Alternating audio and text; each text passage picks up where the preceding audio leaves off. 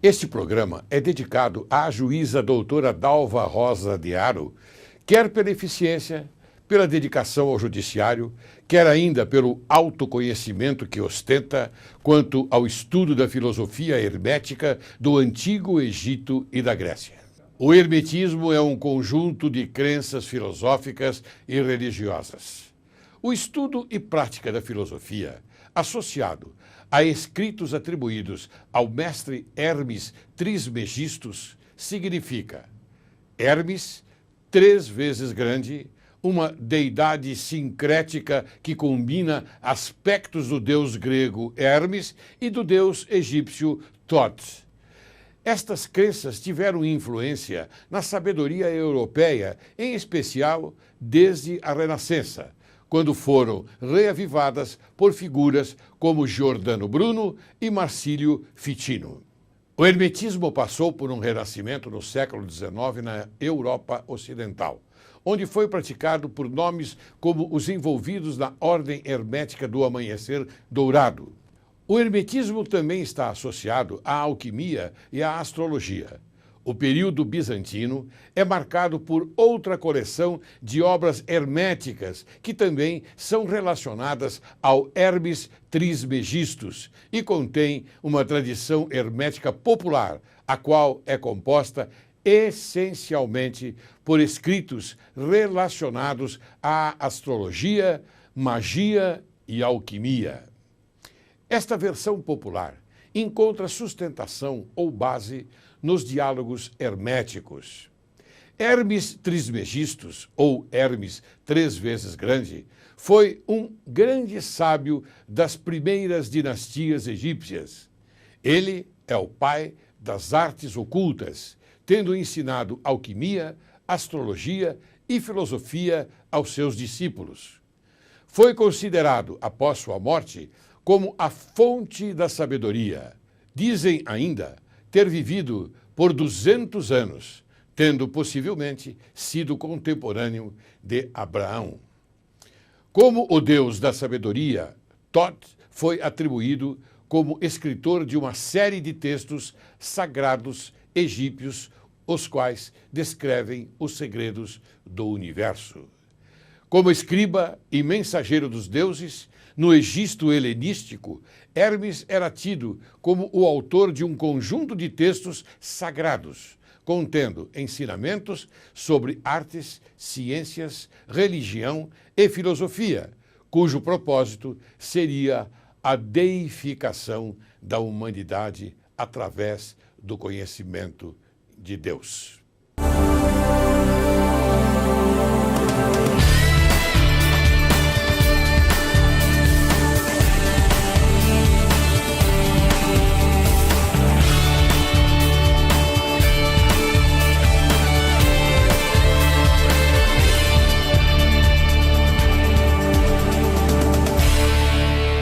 Hoje, Direito e Justiça em Foco apresenta um programa referenciado nos princípios da verdade, no tocante à filosofia hermética, que são o princípio de mentalismo, o princípio de correspondência, o princípio de vibração, o princípio de polaridade, o princípio de ritmo, o princípio de causa e efeito e o princípio de gênero.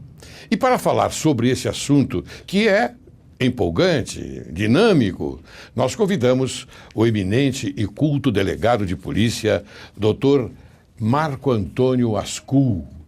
É um homem dotado de uma inteligência incomum, um homem de altíssima capacidade intelectual. Ele é sobrinho do Dr. Karim Ascul, autor da Declaração Universal de Direitos Humanos em 1949. É mestre e doutor em Direito Constitucional pela PUC, pós-doutor em Direito Constitucional pela Faculdade de Direito da Universidade de Lisboa, bem como professor colaborador do Instituto de Ciências Jurídicas Políticos da mesma universidade. É delegado de polícia do Estado de São Paulo desde 1986 e foi aprovado em primeiro lugar no Curso Superior de Polícia da Academia de Polícia do Estado de São Paulo para o cargo de Delegado de Polícia de Classe Especial 2009-2010. Criador da famosa Delegacia de Polícia Itinerante, em 1995, semente da Justiça Itinerante. Aliás, você, telespectador, já teve oportunidade de ter conhecimento desse aspecto, desse momento feliz na vida desse grande delegado, porque ele já esteve aqui falando desta Delegacia Itinerante. É jornalista e diretor fundador da Ordem dos Jornalistas do Estado de São Paulo, criada em novembro de 2007.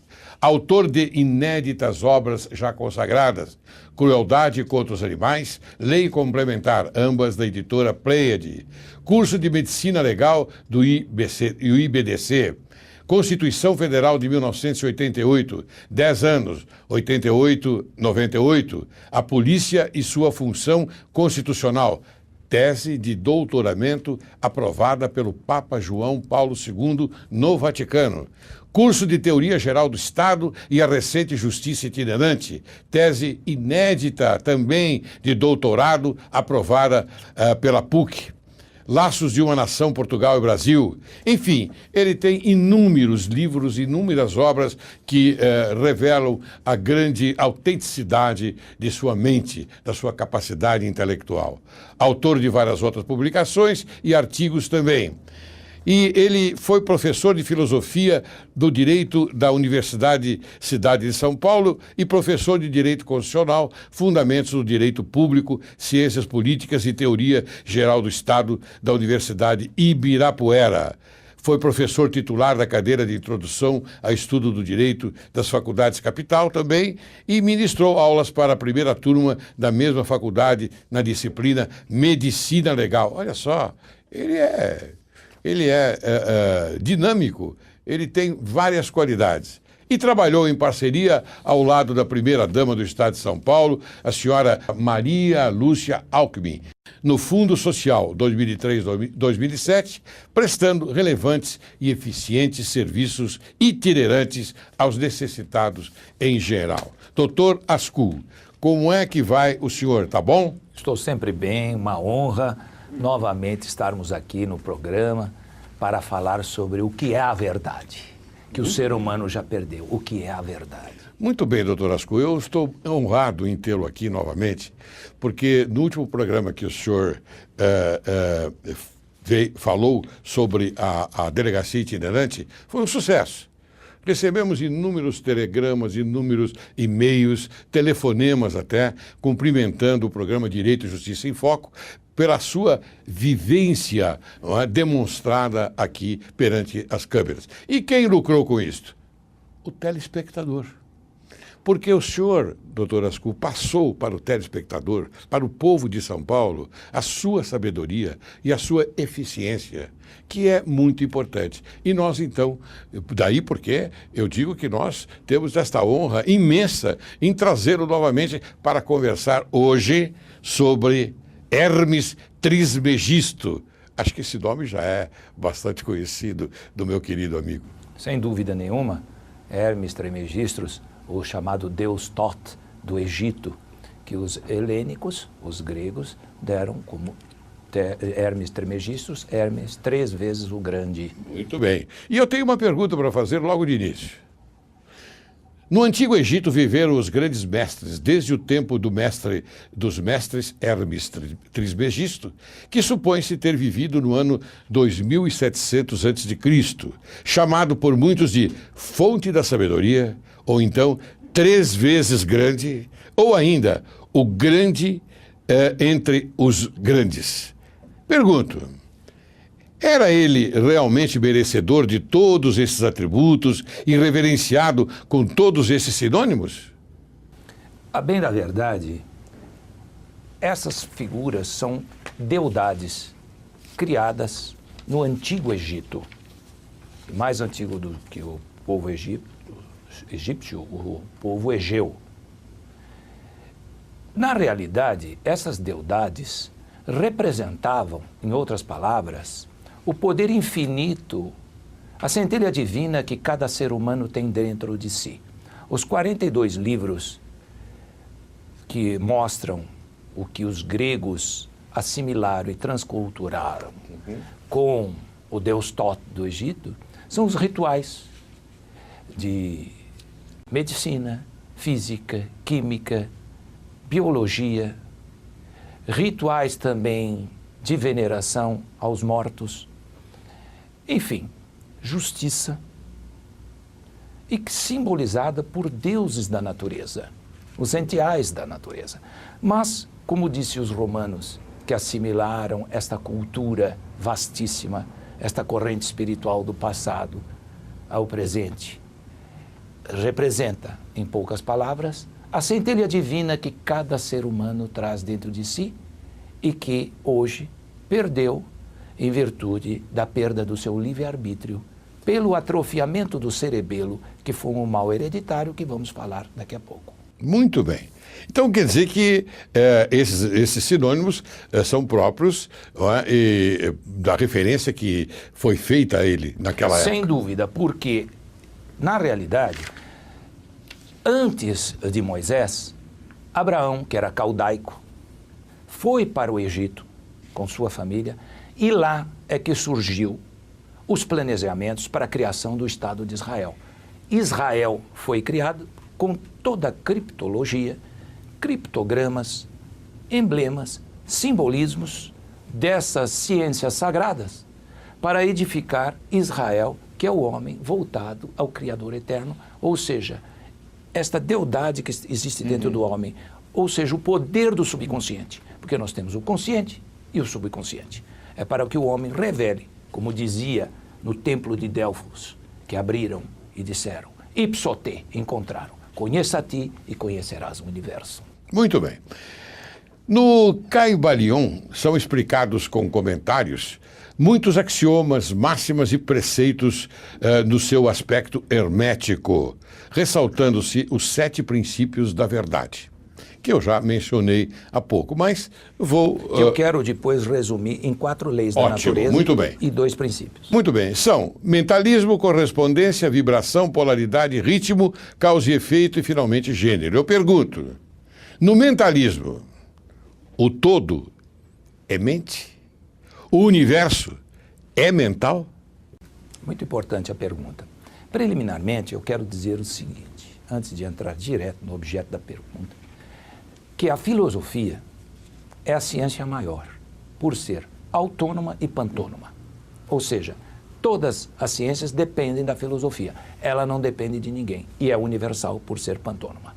O seu objeto, na realidade, é a ontologia, que é como conhecer o ser, ontós do grego e logos, estudo do ser, o que é.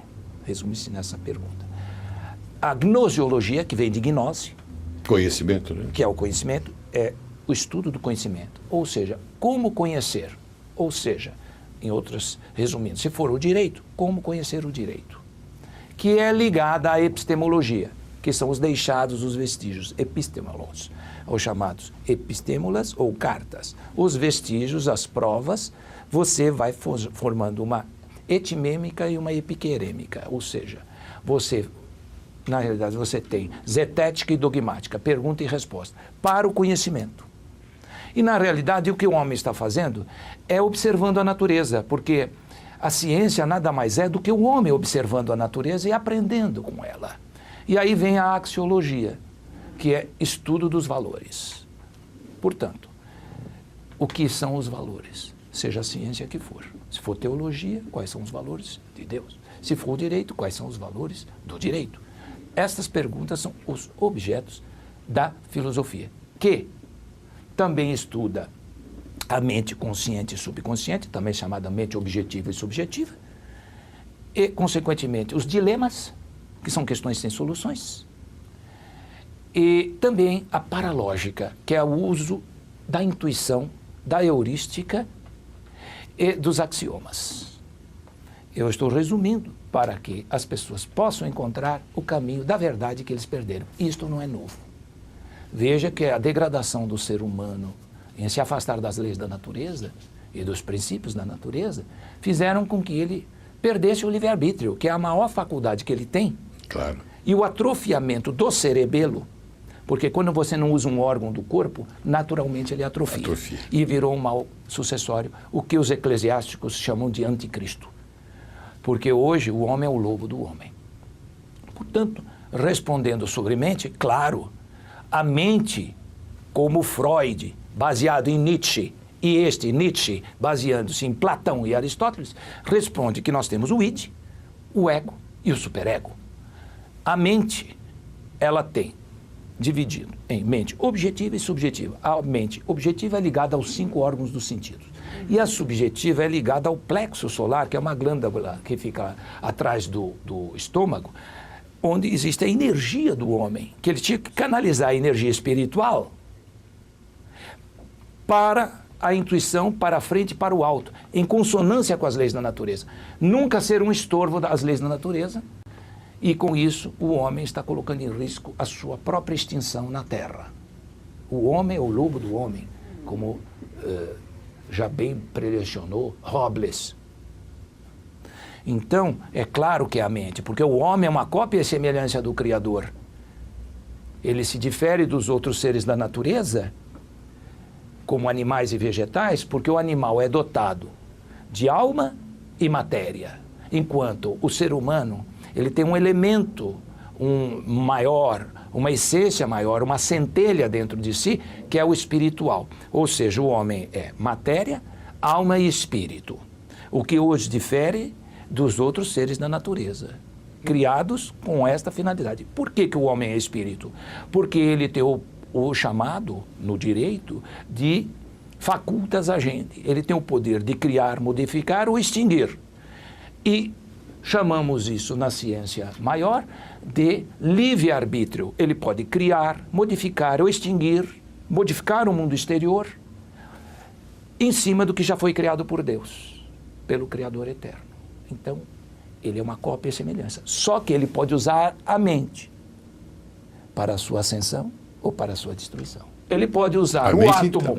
A mente é poderosa. É demais, porque como os outros seres da natureza obedecem às leis da natureza. O homem é um ser social, logo ele é político, porque só a sociedade pode suprir as necessidades do indivíduo.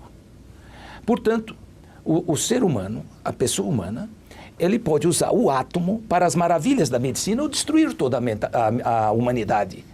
Ele pode usar o ferro para passar a roupa ou machucar alguém. É como a mente canaliza, é como a mente direciona.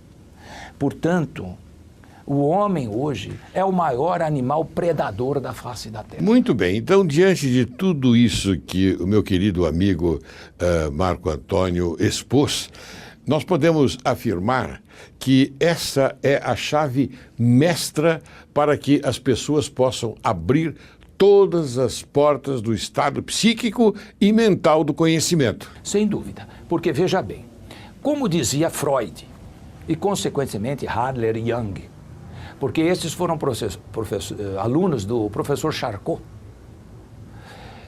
O homem tem o id, ele tem o instinto de preservação da sua própria espécie, o instinto de sobrevivência. Ele age como um cão farejador nos instintos, ele dá uma bocanhada. O que dá o direcionamento do id, desse instinto de perpetuação, é o ego. Ele que dá, é o diretor, o gerente. E o superego são as normas da sociedade. Então o homem é reprimido nos seus instintos, inclusive sexuais. Muito bem. Então... Portanto, o que você tem que fazer? Como o homem é dotado de razão, Platão dizia, o homem é dotado, Platão dizia, alma, espírito e matéria, ele é dotado de razão, o que o diferencia dos outros seres. Portanto, ele pode utilizar desta força para a sua ascensão, usando a intuição para cumprir as maravilhosas leis da natureza e expandir a criação divina e não ir contra. Aí é que entra, como o desembargador disse, a lei da reciprocidade. de causa e efeito, ação e reação. Muito bem. Agora eu vou... Uma das leis da natureza. Muito bem. Eu vou falar agora a respeito de um princípio que é o da correspondência e vou tomar a liberdade de dizer quod superius est sicut quod inferius et quod inferius est sicut quod superius. O que significa? O que está em cima é como o que está embaixo e o que está embaixo é como o que está em cima. Eu pergunto, esse princípio, o da correspondência, atinge os diversos planos do universo material, mental e espiritual? Sem dúvida. É o que disse Platão. É o mundo da matéria e da antimatéria, da física e da metafísica. Você, para conhecer a metafísica, você primeiro tem que conhecer a física. Já repetia o próprio Aristóteles. Portanto, é a chamada segunda lei da natureza, que é a lei da gravidade. Você tem um reflexo aqui do que existe na matéria fina e no mundo da antimatéria, porque é uma eterna vibração. É um constante vibrar, que é a lei do movimento. E a próxima pergunta, a vibração. Que é a lei do movimento. E você já se adiantou. Pois, porque na realidade a lei de ação e reação, causa e efeito, também chamada lei da reciprocidade, ela está ligada à lei da gravidade, tudo que é sobe, tudo que é leve sobe, tudo que é pesado desce. Tanto é verdade que você vai encontrar a água em estado líquido, sólido e gasoso. Exatamente. Você não vê, mas ela está aí. Então, você já respondeu praticamente o princípio da vibração, que explica as diferenças entre diversas manifestações. Então, nada está parado. Não, é lei Tudo do se movimento. move. Lei do movimento. Tudo vibra. Vibra. Está correto? Claro, você veja, por isso, qual é a diferença de um elemento da natureza do outro? Apenas a carga elétrica em torno do núcleo do átomo. Amanhã o homem pode fazer ouro artificialmente utilizando a mente para fazer ouro artificialmente ou outro metal. Porque é só a carga elétrica em torno do núcleo, é a velocidade. E o nosso corpo está dentro de uma lei da gravidade, porque espírito e matéria se entrelaçam. Você veja que se você, no microscópio, olhar o corpo, ele é átomos, prótons, elétrons vibrando em alta velocidade. E esse processo é que não poderia haver a distinção entre matéria fina, matéria média e espírito e material, porque na realidade é um eterno fluir. Não deveria ter distinção entre além e o aquém. Foi por causa do atrofiamento do cerebelo do ser humano, isto foi provado fisicamente há 150 anos atrás, que todos os psicoterapeutas, os psicanalistas, os psicólogos estavam certos, até antes de Cristo, sobre Eros, Ereta, por exemplo, o complexo de Édipo, e todos eles estavam certos quando o doutor Paul Broca e a sua equipe, o doutor Vicente, veja que impressionante, não são psicoterapeutas, são cirurgiões, dissecaram o cérebro humano e mostraram a mente que possui um cérebro responsável pela audição, outro responsável pela visão, outro pela fala, outro hipotálamo, o outro cerebelo que estava atrofiado. Então, os animais não têm o cerebelo atrofiado, por isso que os animais têm uma capacidade de ver, ouvir e sentir mais do que os seres humanos, estes homúnculos seres, que trazem este mal terrível, que põe em risco a própria espécie humana. O atrofiamento fez com que ele engarrafasse a força espiritual e jogasse tudo para a matéria, com um desenvolvimento incompleto no cerebelo e o exagerado do intelecto posterior, que faz o ser humano ficar agarrado à matéria. E o acessório tem que acompanhar o principal. O principal é o espírito, que cria a alma e a matéria. Nunca o acessório superar o principal. Por isso, desembargador, quando o senhor me perguntou fora do ar, eu disse, não adianta, porque eles não perderam a capacidade intuitiva e a capacidade de sentir e ver e ouvir como os outros seres humanos que eram evoluídos espiritualmente. Cada um tem seu ritmo. Não adianta, a pessoa não vai conseguir enxergar. Muito bem, eu preciso chamar um intervalo, mas antes de fazê-lo, eu quero usar da sua grande colocação, agora no tocante à fala, e cumprimentar o meu querido genro. É verdade que faz aniversário hoje, então eu quero dar a ele meus parabéns, muitas felicidades e muitos anos de vida. Para você, então, Luciano Critelli, um grande abraço, tá? E vou chamar o intervalo. Você aguarde que logo, logo nós retornaremos.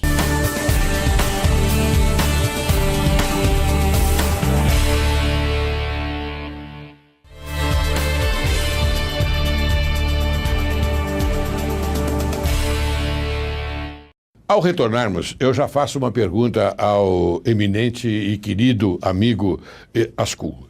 Quer dizer, então, que o ser humano vive de simbolismos? Acontece, desembargador, que as ciências sagradas, no passado, não poderiam ser reveladas por esses grandes sábios, esses guardiões das verdades eternas, aos seres humanos, porque eles já tinham a previsibilidade. E sabiam que o ser humano já andava em contramão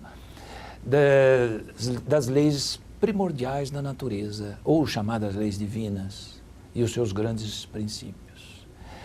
Então, para preservar estas verdades eternas e sagradas, eles usavam de metáforas, simbolismos, criptogramas, como o I Ching, que é a sabedoria do Oriente, usava de hexagramas, e todos sabiam as chaves para revelar estas ciências sagradas. Por que isto?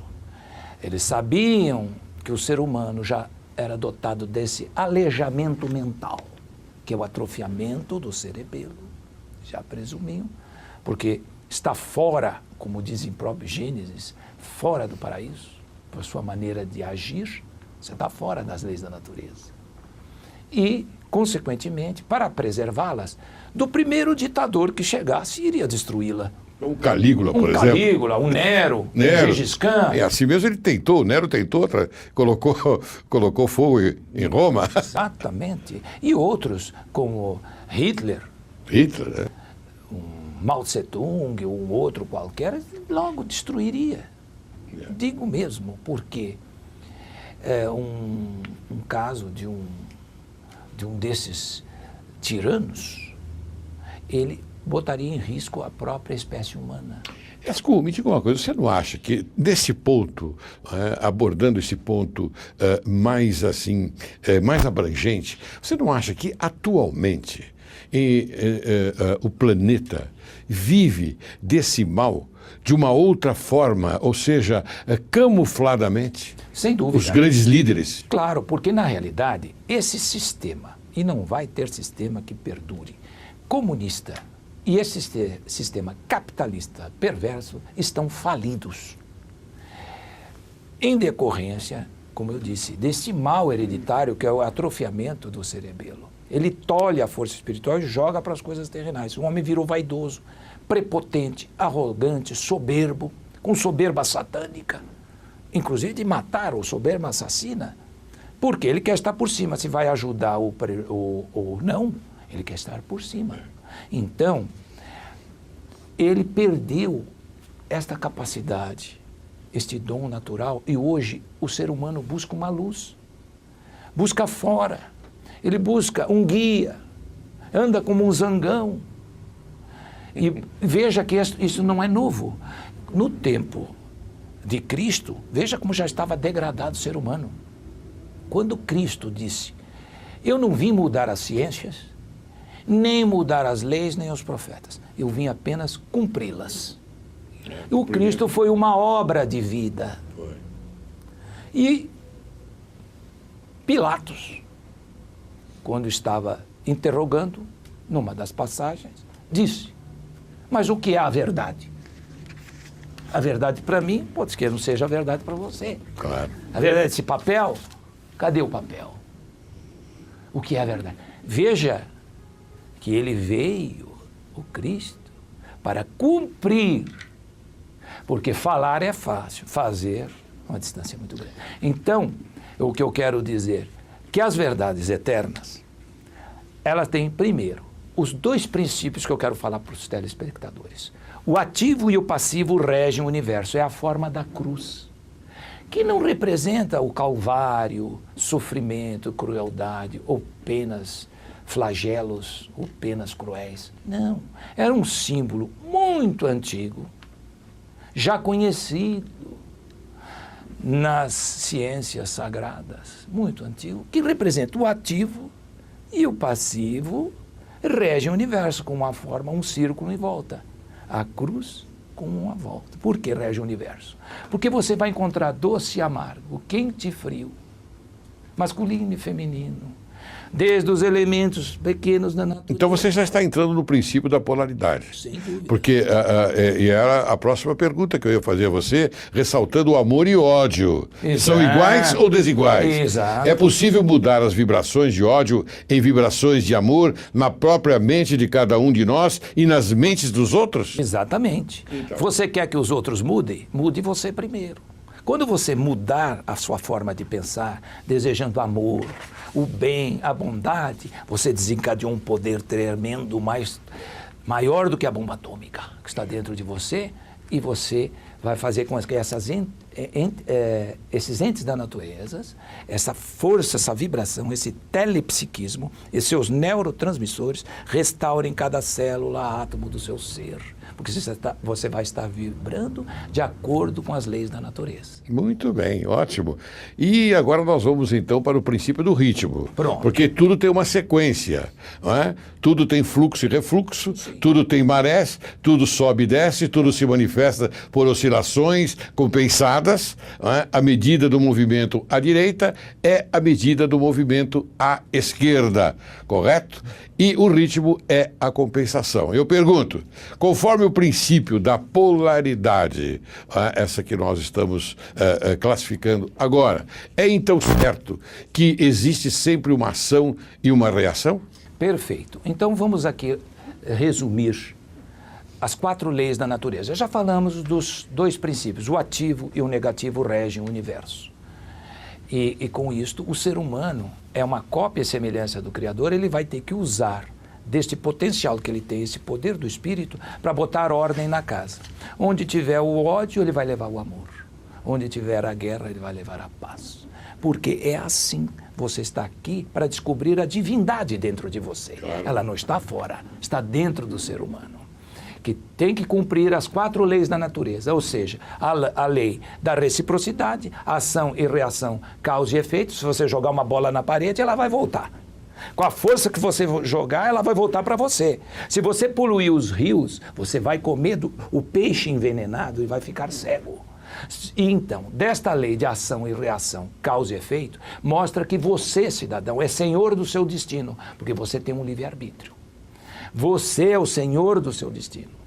Portanto, pense no bem, é o quanto basta. Limpe o foco do pensamento. O resto vai lhe vir em acréscimo. Portanto, primeira lei da natureza. Ação, reação, causa e efeito. Não culpe a Deus. Deus já nos deu tudo. Você é senhor do seu destino. Você cria, modifica ou extingue em cima do que já foi criado. Você usa a força neutra para as maravilhas da medicina, ou da biologia, ou do direito, para a ascensão do ser humano, ou para ódio, destruição e guerra, onde não existe vencedor nem vencido. Os campos ficam cheios de sangue em vez de pão. A culpa é do ser humano, que está em desacordo com essas leis da natureza. E veja que interessante, nós devemos a nossa vida aos animais. Hoje os animais, eles conseguem enxergar mais do que o ser humano. Eles conseguem ver e salvar o próprio ser humano de cataclismas, de tsunamis. Os animais percebem, eles estão ligados à natureza. Percebe antes que o homem. É, porque o homem perdeu a capacidade de ver, olfativa dos 5 órgãos do sentido, e a capacidade intuitiva, que é ver a fundo, a intuição, a previsibilidade. Então, nós temos a lei de ação e reação, causa e efeito. Nós temos a lei do movimento, a lei da gravidade e a última lei, que é a lei dos homólogos ou atração da mesma espécie.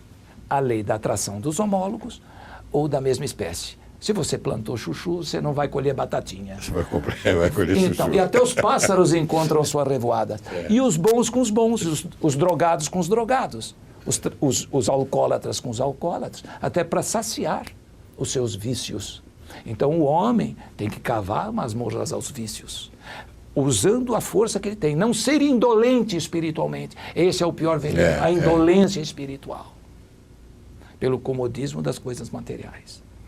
Então, o ser humano vai criar o seu inferno ou o seu céu. Depende com a mente. Portanto, as 4 leis da natureza. Lei de ação e reação, causa e efeito. Lei do movimento. Tudo que é leve sobe e tudo que é pesado desce, que é a lei da gravidade. E a lei da atração dos homólogos da mesma espécie. E os princípios maiores, o ativo e o passivo regem o universo. Muito bem. Então, aquela lei, quando você se referiu a Cristo, que disse que ele veio a este planeta para cumprir, nós podemos, então, classificar como causa e efeito. Sem dúvida. Não é? Porque tudo acontece de acordo com a lei. Não é verdade? Claro. E é uma lei, a lei que ele quis, a lei que já tinha sido implantada, mas que ele veio para cumprir. É isso? Porque o ser humano, do jeito que andava, ele ia, pela lei de causa e efeito, destruir a própria espécie humana. O próprio ser humano iria se autodestruir. Uhum. Então ele veio para mostrar as verdades com seu próprio sangue. Eu tenho uma interessante aqui, que inclusive eu compilei este trecho. O princípio da causa e efeito nos revela que toda a causa tem seu efeito, todo o efeito tem sua causa. Tudo acontece de acordo com a lei. O acaso é simplesmente um nome dado a uma lei não reconhecida. Olha só que interessante. Perfeitamente. Há muitos planos de causalidade, porém nada escapa à lei. Claro. Esta lei da natureza está... O senhor desta lei da natureza é o ser humano. Veja, hoje o ser humano está buscando fora, quando na realidade ele tem um tesouro, uma riqueza dentro dele. E veja, ele não se repete. Como somos individuais, cada um de nós tem um poder incomensurável, atributos que um não consegue imitar o outro, mas expandem a maravilhosa criação divina, levando bênçãos e graças para toda a humanidade. Desde que o ser humano descubra, na consciência que vale mais que os rubis, como utilizar essas leis da natureza. Quando vier um negativo, você joga um positivo. Hoje eles repetem como tagarelas exemplos. Eles não sabem, eles sabem que vão obter o resultado, mas ele diz, eu tenho fé, mas é uma fé inconsciente. A fé verdadeira é aquela que se torna convicção quando vem com provas incontestáveis da ciência. Muito bem. Portanto, a ciência prova e a religião, ela o que faz? Moraliza o homem. A religião é para o homem ser moralmente e eticamente perfeito, porque se preocupa com a intenção que se faz, enquanto o direito se preocupa com a exteriorização do ato. Exatamente. Ninguém é punido por pensar, mas perante as leis da natureza, você que pensou já adulterou. Muito Porque bem. cria forma o pensamento. E a religião é exatamente para o homem burilar esta pedra bruta que está dentro de nós. Então, doutor Ascul, quanto ao princípio do gênero, sabemos que o gênero está em tudo, tudo tem o seu princípio masculino e o seu princípio feminino. O gênero se manifesta em todos os planos, correto? Corretíssimo. E eu pergunto, é verdade que o gênero se manifesta em tudo? Todas as coisas masculinas, de macho, têm também o elemento feminino e vice-versa? A geração de uma ideia é a formação do germen dessa ideia? Positivo, está corretíssimo, porque nós vamos encontrar o ativo e o negativo desde aqueles seres que nós não podemos ver a olho nu aos grandes seres da natureza. Nós vamos encontrar o masculino e o feminino, o doce e o amargo, noite e dia. O macho e a fêmea. Sempre. Porque é exatamente isso que nós encontramos, inclusive, nos átomos, o ativo e o negativo. É o que rege o universo. Agora, o importante é que nós estamos dando aqui para as pessoas que estão ouvindo as verdades eternas. Que nada se cria, tudo se transforma, quer dizer, ação e reação, causa e efeito, é uma primeira lei. A segunda lei, a lei do movimento. a lei da atração dos homólogos ou da mesma espécie e a lei da gravidade. E os dois grandes princípios, repetindo, o passivo e o ativo regem o universo. Por que o ser humano precisa disso? Porque através disso ele vai encontrar novamente o caminho para a sua ascensão, para os píncaros e para transformar este mundo numa cópia do paraíso. E não ficar se apegando em palavras dos outros, andando de muletas, se apegando em conceitos dos outros. Sábio é o que viveu, o que tem vivências. O que se apega em palavras dos outros, fica repetindo, não é sábio. Amanhã ele cai, porque ele não tem a definição. Se apega só em exemplos. Não tem a maturidade. Não tem. A consciência que vale mais que os rubis, a maturidade. É isso que nós temos que deixar claro para os telespectadores. O homem cria em cima do que já foi criado. Então a regeneração é o aperfeiçoamento e o crescimento dessa ideia, e a criação é a realização completa da ideia. Sem dúvida. Porque você falou na criação agora. Claro. E outra coisa, vamos citar... Aquele que copia não está criando. Nada. Então nós temos que dar asas. O espírito, este poder, tem que se expandir. Sair desses grilhões, deste anticristo, que é o engarrafamento do espírito. Dar asas ao talento do espírito humano. Porque todo mundo tem o seu valor, desde uma humilde faxineira ao mais alto dignitário. Claro, é óbvio. E o respeito é igual a todos. Portanto, isto que é importante para o ser humano. Porque nós estamos vivendo hoje um mundo de manipulações. E você não deve se deixar ser manipulado. Quando vier alguma coisa negativa, você substitui com o positivo. Porque você substituindo, você vai ser colocado gravitacionalmente num lugar que não vai ser assaltado, não vai estar em situações de perigo, inclusive vai estar trabalhando no inconsciente dessas outras pessoas que já perderam o livre-arbítrio. São fracas, são autômatos. É por isso que existem tantas doenças. É verdade. Porque a doença não é do corpo, a doença é emocional. Por isso que dizem... A emoção tem um valor muito grande do ser humano. Sem dúvida. Quando a mente não funciona, o corpo padece. Padece. Incorpore sã. Escu, me diga uma coisa, me responda em um minuto, porque eu quero ter oportunidade. Você aqui é um poço de cultura. Obrigado. Eu tô aqui meio complicado, não sei até nem como conduzir o programa, eu até rapaz. Gostaria de citar. Eu preciso chegar à sua altura. E para chegar à sua altura, nós temos que estudar bastante. Ainda bem que eu conheço a matéria, hein? Eu sou um eterno aprendiz. Ainda bem que eu conheço a matéria. Graças a Deus eu conheço a matéria. Me diga uma coisa, enquanto tudo está no todo, não é? É também verdade que o todo está no tudo? Sem dúvida. Exatamente. É que o homem separou o além do aquém. E ele não deveria separar, deveria ser um constante fluir. O homem teria a vida eterna. Porque veja, hoje se fala em células-troncos. Antes o espírito era tão forte que o homem era gigante, ele brincava com leões. E ele foi perdendo, porque quando se perde uma capacidade, se atrofia. O homem ficou pequeno e com o cérebro aleijado e o espírito engarrafado.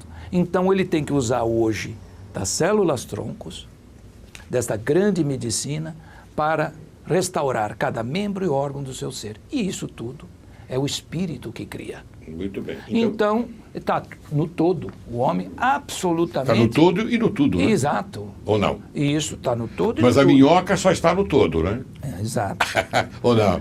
A minhoca só está no todo, porque ela não pode representar o tudo. Exato. Ou eu estou equivocado? Não, por favor, tá me corrija se eu estou... Acontece que tudo é um fluir e uma força criadora, e as suas espécies bem definidas. O que é espiritual é espiritual e o que é ential é ential. O que é ential? Ential são todos os seres semoventes da natureza, como os animais, Claro. que são os jardineiros de Deus, eles que constroem o planeta para nós. Mas só que eles obedecem às leis da natureza. Os vegetais são os bens de raízes. E o espiritual, que é o ser humano, ele tem uma distinção dos animais, ele tem uma evolução maior, porque ele tem a facultas a gente, o poder de criar, modificar, extinguir, enfim. Ele tem essa mesma cópia e semelhança do Criador. Que maravilha. Bem, caro telespectador, mais uma coisa.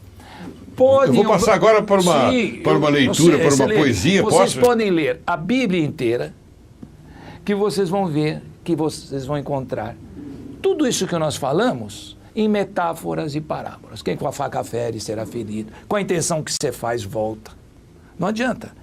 Mesmo, por exemplo, veja a parábola dos gasofiláceos.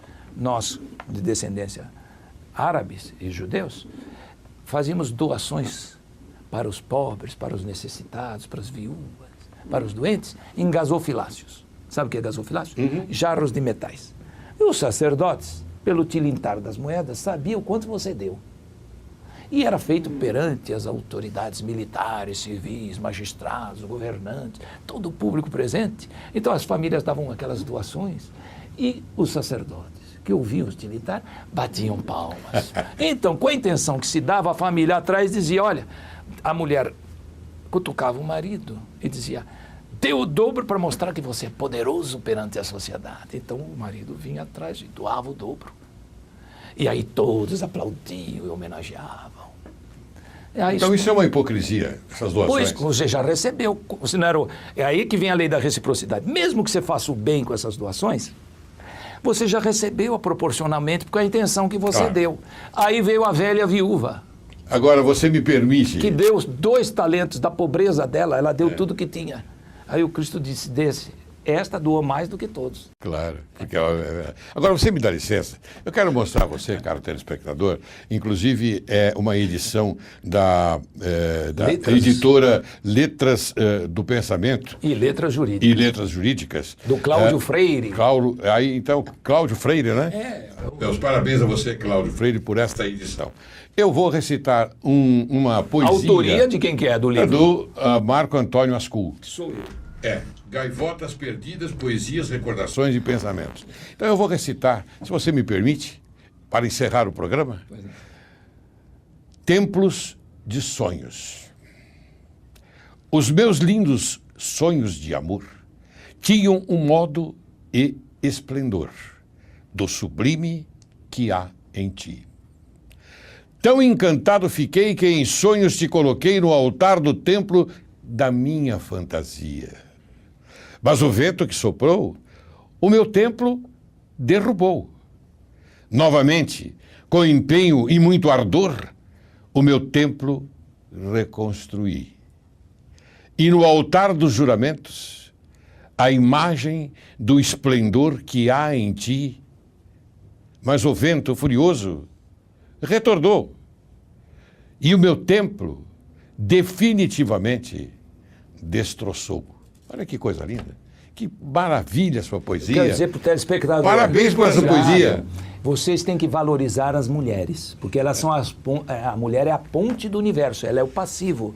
Sem a mulher, o homem não chega à alta espiritualidade nem à inteligência. Eu quero mostrar também, Ascul, o livro Crueldade contra os Animais, Teoria Geral do Estado, de autoria de Marco Antônio Ascul, este grande pensador, este grande homem que se interessa por você, pela cidadania, pelo ser humano. E eu quero agradecer muito a sua presença aqui, Ascul, porque você estando aqui no programa e se dirigindo ao telespectador através do seu conhecimento, dessa sua boa vontade que tem de ler, trabalhar a sua mente diuturnamente, que eu sei que você faz isso, você vai à leitura, você vai ao estudo, para vir aqui e transmitir para o povo de São Paulo, para o povo do Brasil, esta sua maravilhosa colocação que você que é merecedora de um grande elogio e que eu faço agora. Meus parabéns e muito obrigado por você ter vindo aqui no programa Direito e Justiça em Foco.